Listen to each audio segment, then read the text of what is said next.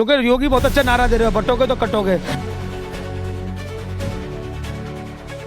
नमस्कार, आदाब, स्वागत है आपका पैगाम 24 पर। मैं दानिश अहमद। मैं ये मानता हूँ कि भाई वाहिद एक ऐसी सरकार है जो जनता के हित की बात लिए काम करती है, गरीबों के लिए काम करती है, मजदूरों के लिए काम करती है।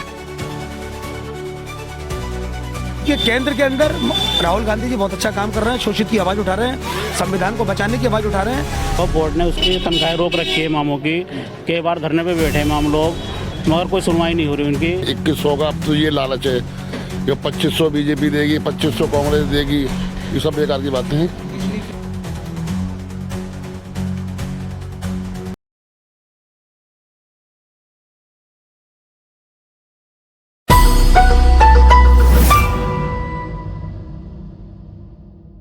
नमस्कार, आदाब, स्वागत है आपका पैगाम 24 पर। मैं दानिश अहमद।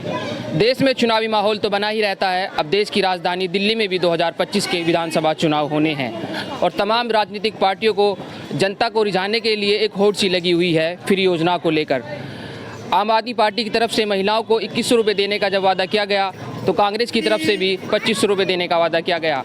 अब भारतीय जनता पार्टी भी महिलाओं को 2500 रुपये देने का वादा कर रही है। इस वक्त हम सीमापुरी विधानसभा क्षेत्र में हैं। हमारे साथ यहाँ कुछ लोग मौजूद हैं, उनसे जानने की कोशिश करेंगे कि फ्री वाली योजनाएं लोगों पर कितना असर डालती हैं और चुनाव पर उसका असर क्या होता है। 10 साल से आम आदमी पार्टी की सरकार दिल्ली में है, आम आदमी पार्टी ने कितना काम किया है। सर, क्या नाम है आपका? सर, मेरा नाम मोहम्मद अरकम है। सर, 10 साल से जैसे आम आदमी पार्टी की सरकार है दिल्ली में, अब योजनाएं आ रही हैं फ्री वाली। अब आम आदमी पार्टी ने भी कहा है कि महिलाओं को 2100 रुपये देंगे, तो कांग्रेस ने भी 2500 रुपये देने का वादा कर दिया है। तो क्या लगता है ये चुनावी असर, चुनावी स्टंट है, चुनावी माहौल बनाने के लिए ऐसा करा जा रहा है? देखिए, ऐसा है, 3 पार्टियाँ दिल्ली के अंदर। एक पार्टी है जिसकी सरकार है दिल्ली के अंदर, एक पार्टी है जिसके कुछ एमएलए हैं दिल्ली के अंदर, और एक पार्टी ज़ीरो पर है यहाँ। तो यहाँ जो लड़ाई चल रही है अभी पार्टियों की आपसी में, वो अपना वजूद की लड़ाई चल रही है। यहाँ पर आम आदमी पार्टी का यहाँ वजूद है, सरकार है उसकी, और कांग्रेस का है कि यहाँ पर कोई वजूद नहीं, ज़ीरो पे खड़ी है वो। तो अभी वो जो लड़ाई लड़ रही है वो ज़ीरो से उभरने की लड़ाई लड़ रही है, सरकार बनाने की लड़ाई नहीं लड़ रही, ज़ीरो से उभरने की लड़ाई लड़ रही है। और बीजेपी जो चाह रही है कि जो है थोड़ा सा और मेरा वजूद बन जाए, बनाने की लड़ाई लड़ रही है। तो बनने वाला है नहीं यहाँ पर।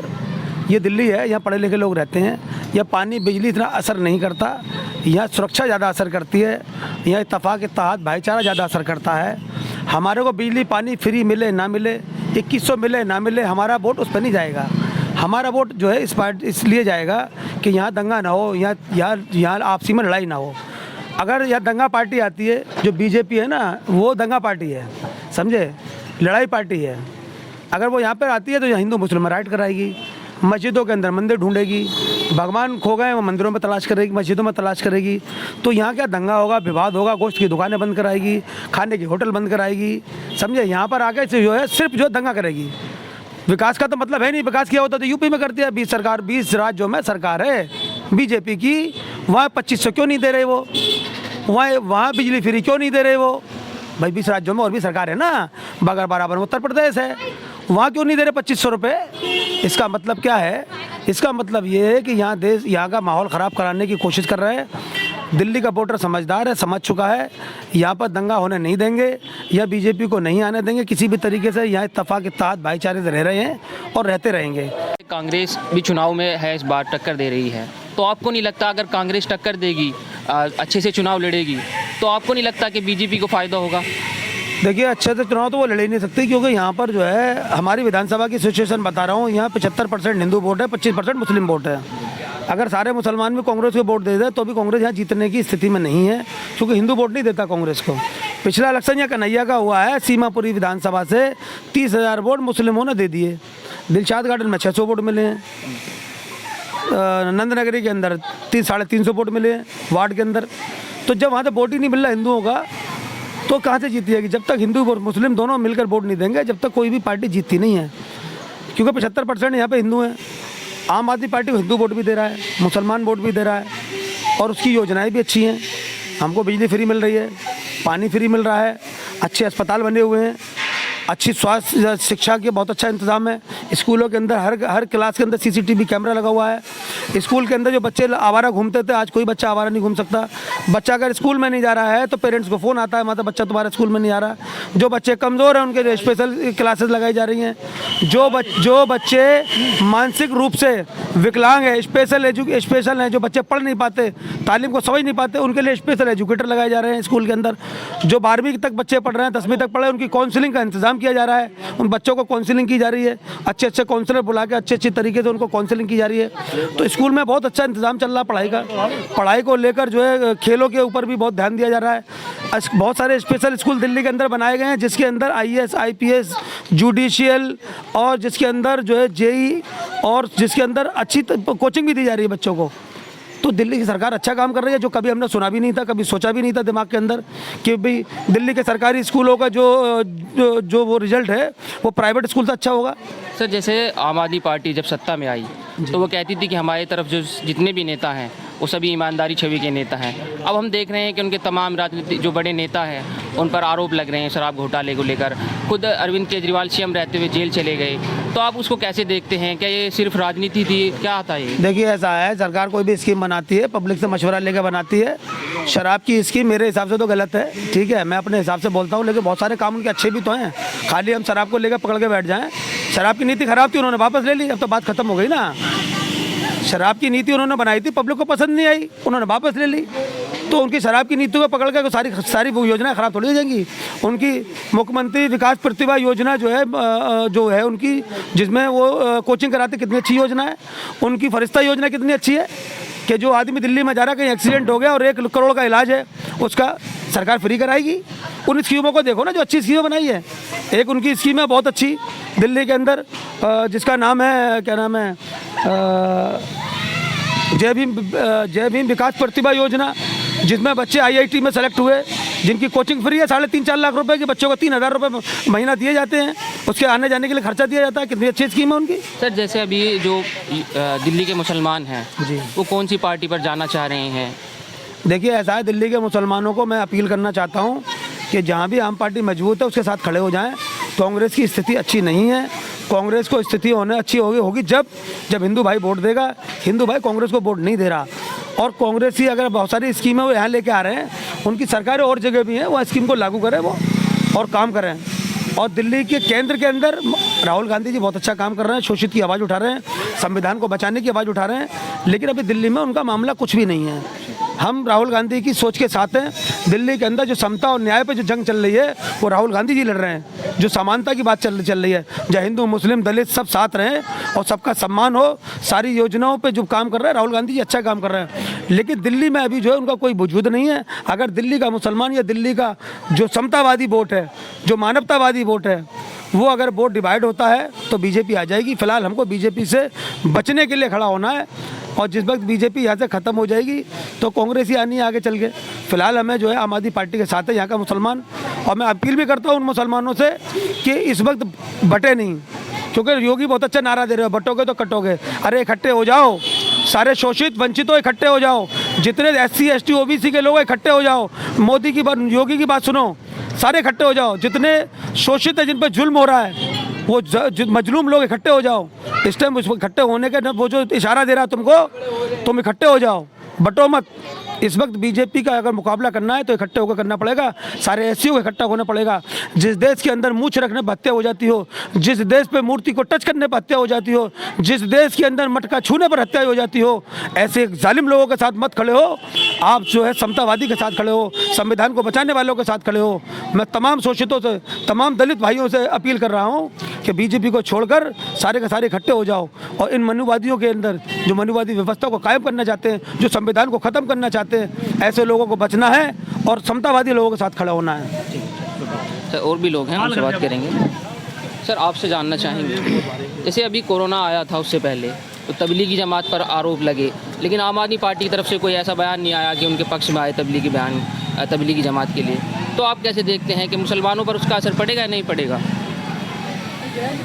देखो, बहुत सारी बातें हैं, क्या नाम न करे, इस बात का असर पड़ रहा है कई जगह आम आदमी पार्टी पे, मरकज़ को लेकर, और कई जगह केजरीवाल जी नहीं बोले तो इस बात का असर तो पड़ेगा ज़रूर, बिल्कुल। मुसलमान इससे कटेगा भी थोड़ा बहुत, ऐसी बात नहीं। बाकी सरकार केजरीवाल की ही बनेगी। ये बिल्कुल सच है। हो सके सीटें कम हो जाए कुछ, बाकी सरकार केजरीवाल की ही बनेगी। अभी जो दिल्ली के इमाम हैं उनकी तनख्वाह भी रोक रखी है, ऐसा कुछ सुनने में आ रहा है। जो 17 महीने से लगभग उनकी तनख्वाह रुकी हुई है। और जो पुजारी हैं और ग्रंथियों को 18,000 रुपये सम्मान राशि देने का भी उन्होंने ऐसा ऐलान भी कर दिया है आम आदमी पार्टी ने। तो क्या लग रहा है कि मुसलमानों को अनदेखा नहीं किया जा रहा है? मतलब बिल्कुल, कई जगह गलती भी हो रही है पार्टी से। वह बोर्ड ने उसकी तनख्वाहें रोक रखी है इमामों की। कई बार धरने पे बैठे इमाम लोग, मगर कोई सुनवाई नहीं हो रही उनकी। कि बहुत गलतियाँ है उसकी, ऐसी बात नहीं पार्टी की। तो उसको सुधारेगी पार्टी, आगे और बढ़ेगी। बाकी इमाम को तनख्वाह रोक रखी है, आपकी बात सही है बिल्कुल। मुसलमान इस चीज़ से बहुत परेशान भी है थोड़ा सा। सर, आपसे जानना चाहेंगे, तो इमाम की तनख्वाह के बाद जो उनको जानकारी नहीं बताऊँगा। इमाम की जो तनख्वाह है केजरीवाल कभी नहीं देता, ना ही किसी इमाम मस्जिद के अंदर किसी के पैसा लगता है। मस्जिद के अंदर जो पैसा लगता है वो सिर्फ उन्हीं लोगों का लगता है जो वहाँ नमाज़ पढ़ते हैं, जो नमाजी हैं वही देते हैं मस्जिद की इमाम सैलरी। मस्जिद कोई सैलरी नहीं होती, वहाँ हदिया दिया जाता है इमाम को। कोई तनख्वाह नहीं है मस्जिद के अंदर, हदिया होता है, एक गिफ्ट होता है उनको, जो तोहफे के रूप में उनको दिया जाता है इकट्ठा करके। और कभी कोई भी सरकार इमाम को पैसे नहीं देती, उनको पैसे जो देता है वो वक्फ बोर्ड देता है। वक्फ बोर्ड हमारा है, हमारी अपनी संपत्ति है मुसलमानों की, जिसका किराया आता है उससे जो है इमामों की तनख्वाह दी जाती है। फिलहाल वक्फ बोर्ड जो है भंग चल रहा है। वक्फ बोर्ड के अंदर कोई चेयरमैन नहीं है काफ़ी दिनों से, क्योंकि दिल्ली में जो है वो एलजी के अधीन है सारा मामला, तो वहाँ भंग चल रहा था वो। अभी उन्होंने एक आईएएस उस पर रेपुटेट किया है, बस उसको चेयरमैन बनाया आईएएस को। बहुत जल्दी सारी सैलरियाँ रिलीज़ होंगी। और कोई केजरीवाल तनख्वाह नहीं देता, फिर बताना चाहता हूँ, उसकी तनख्वाह हम देते हैं, मुसलमान देते हैं, हमारा इदारा देता है। हमारा इदारे का नाम है वक्फ बोर्ड, जो हम मालिक है, जिसके हमारी संपत्ति है, उसका किराया आता है, उसके पैसे से इमामों की तनख्वाह दी जाती है। हमारे इमाम की तनख्वाह कोई सरकार नहीं देती, न सरकार को आप इमाम का तनख्वाह ले सकते हैं। नमाज़ पढ़ाने वाले की तनख्वाह सिर्फ नमाज ही देता है, तनख्वाह नहीं होती, गिफ्ट होता है। और वो बोर्ड हमारा है, हमारा पैसा है, उस पर कोई अभी चेयरमैन नहीं था, इसलिए पेमेंट नहीं मिल पा रही थी। चेयरमैन आ गया है, बहुत जल्दी पेमेंट रिलीज़ होने वाली है। सर, आपसे जानना चाहूँगा, 10 साल से सरकार है और आम आदमी पार्टी कहती है कि हमने बहुत सी चीज़ें फ्री दी हैं। महिलाओं को बस फ्री कर रखा है, 200 यूनिट बिजली फ्री, और तीर्थ यात्रा करा रहे हैं, स्कूल की सेवा शिक्षा को फ्री कर रखा है। तो आपको लगता है ये चीज़ें मिल रही हैं लोगों को, ये नहीं मिल रही हैं? जी बिल्कुल मिल रही है। जो वादा जो है दिल्ली की सरकार ने करा है, जैसे बस को लेकर महिलाओं को फ्री कराया उन्होंने, बस फ्री है बिल्कुल। और अभी दिल्ली सरकार ने एक वादा और कहा है कि जो स्टूडेंट्स हैं उनके लिए मेट्रो में भी जो फ्री सफ़र किया जाएगा, उसकी भी अभी जो है केजरीवाल जी ने ये घोषणा की है। अगर सरकार इनकी बनती है तो फिर स्टूडेंटों को भी फ़ायदा होगा जो मेट्रो में सफ़र करते हैं। तो जो सरकार ये वादा कर रही है उस पर जो खरी उतर रही है, जब भी जनता इनको पसंद कर रही है। अब से पहले भाई कितनी सरकारें थी, कांग्रेस थी, बीजेपी थी, और भी सरकारें थी, लेकिन केजरीवाल ऐसी पार्टी आई है जिसने जो वादा किया, एक तो शुरू में आते ही इन्होंने बिजली हाफ और पानी माफ़, ये इनका काम जो करके दिखाया।